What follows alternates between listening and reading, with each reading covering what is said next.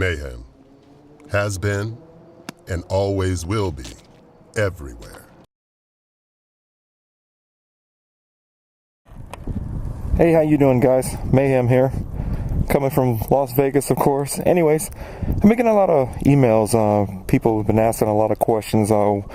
Biggest question I've been getting asked by a lot of brand new riders is, what's the best bike for a brand new rider? And of course, I've seen a lot of videos, and I mean, people have their own opinions on that. But just today, I'm not really going to go into basically what you've seen in videos already. I'm just basically going to talk about some of the factors that a lot of people do not consider. So one of the first topics that we'll talk about as far as the factors that don't get considered when people make videos or talk about what's the best bike for a brand new rider would be, how tall are you? How big are you? I'm 6'3", so a 250, 300, 500, 600 wouldn't really work for me too well. Like I said, if you're a bigger person, it might not be too comfortable to try to squeeze yourself onto a 250 or 300. So that's kind of one of the things you have to consider when purchasing your first motorcycle, your size. Along with size, the second factor that I'll talk about basically kind of ties in with the first factor. You've been riding, the 250 or the 300 for a substantial amount of time, and now you want to upgrade. However, on that 250 or that 300, you've done a lot of modifications. You change the exhaust out. A lot of people, they'll come up and they'll change the, of course, the levers and these things, different things, and then they want to move it to a new bike. Now, however, the bike that you have might not be the same brand, or it might be, different, basically a manufacturer. The manufacturer of the new bike is going to be different. So these are some of the things you got to kind of consider. The 250 or the 300 might be temporary until you get a bigger bike. And so, cost of upgrading a motorcycle could be quite expensive, especially if you're kind of going through the steps. 250 or 300, of course, and then moving into a 600, and then say, for instance, you want to move up higher than that.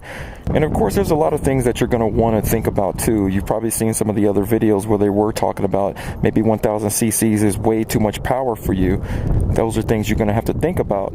And definitely, if you're a brand new rider, you don't want to give the bike too much. You have to have a good level of respect for the machine that you're riding, because it will outperform you at any time, always. However, all this is based on you.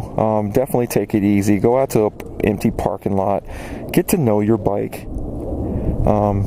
Definitely have a big level of respect for your bike, and you should be fine. I mean, I've only ridden leader bikes for the most part. My first bike was a leader bike. It was a 2002 Gixxer 1000. So as far as me, I turned out just fine. I've never been in an accident, serious accident. I did have that traffic barrel a while back that flew into me, but those are some of the things that's not really under my control. So I was basically out of my control. So one thing I do like about the new Suzukis is that they do give you a mode selector. So you basically have A, B, and C modes on this machine here. Basically, A would be, of course, a 1000 cc full out, track mode or whatever. B, of course, will step it down a little bit to about a 750 equivalent machine.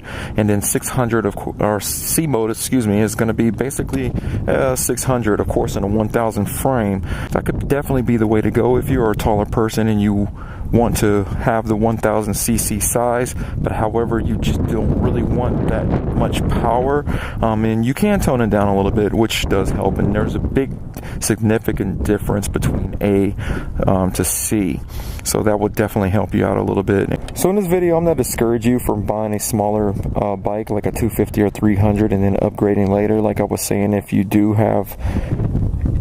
if that's within your means, then by all means do it. Only thing I'm saying is that when someone tells you don't buy a 1000 cc bike and start with something small, just kind of consider some of the factors. That's the only thing I'm saying.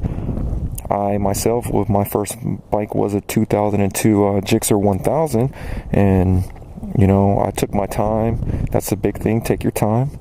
Go out to an empty parking lot, learn your throttle control and your clutch and throttle control. Learn these different things, and of course, just take it easy. Take your time. And it's like I said, if you do have the mode switch there, and you start out on C mode, what's basically the equivalent of a 600, you can upgrade without having to purchase a brand new motorcycle. So these are just some of the things that you want to think about. And if you guys have any other questions, please let me know. Make sure that you subscribe at the bottom of the channel, and we'll talk to you later. Mayhem out. Mayhem has been and always will be everywhere.